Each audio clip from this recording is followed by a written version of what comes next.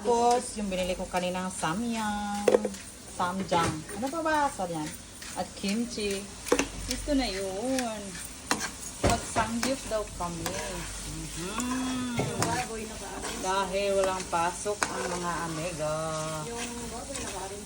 Yung baboy, asaan na?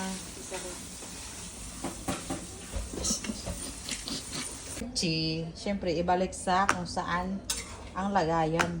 Para hindi na sayado sa lagayan ba? Hindi na gamit ng jar or no? Ito na. Ang mga dahon. Ang birthday, Ang mga dahon. Dahil may hindi kumakain ng baboy, manok tayo. At ang gusto niya sa part ng manok ay breast talaga, walang buto. At syempre, ang hindi mawawala ang momoy, kahit bawal yan dito, nakakain pa rin kami.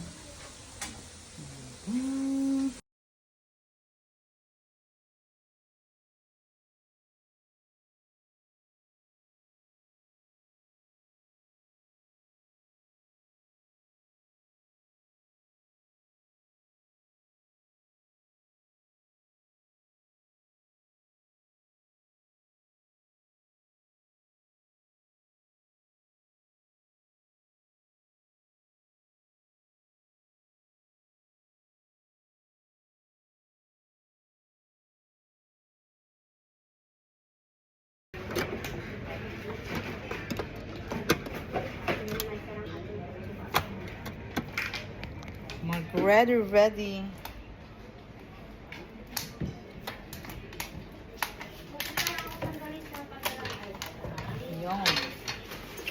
Yan na, ayan. Tingnan na natin kung mainit na ba. Let's try.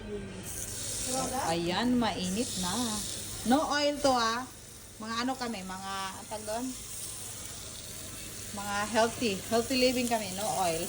Healthy living pero ang niluluto ang taba. Hala, baboy ang inuna natin sa Tibet.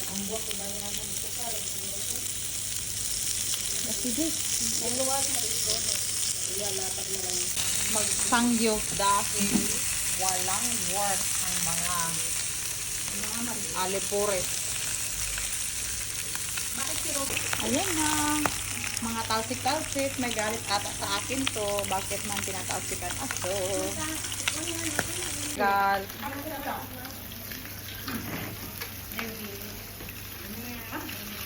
Sinong humihingi?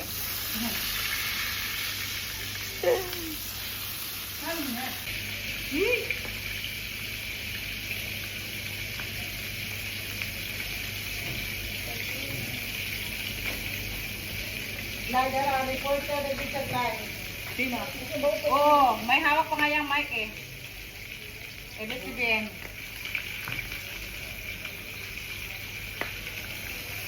Ay, Diyos ko, may galit ba?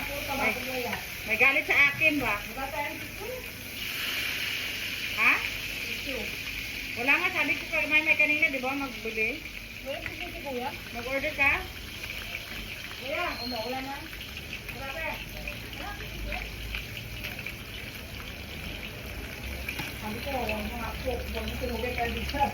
Hindi kanina pa yan. Pagkatapos ng mumoy, dito tayo sa manik. Sa manik dahil may hindi kumakain ng mumoy. Diba? Kailangan ng breast talaga. Breast. Yung dibdib pa, breast. Manok ng breast. Breast ng manok. Ano ka? Baliktad naman. Wow. May pa-white wine. Tapos cheers. Para sa birthday ni Ate Beth. At para sa peaceful ng kalangitan. Para saan din? At para sa single. Tapos lagyan ng karne.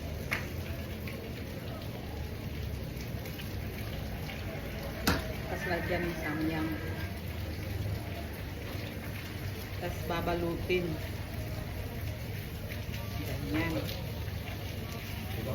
Tapos kagat.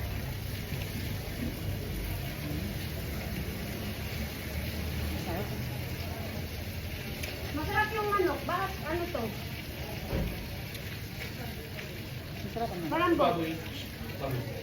Ah, baboy. Ay! Ay, yung ano? Tutong baboy? Ay, yung ano? Ano yan? Gagawin ko na yan. Ayan na. Makablow na tayo ng candle. At pansit. Cake. Homemade cake. Siyempre, hindi mawala ang panta.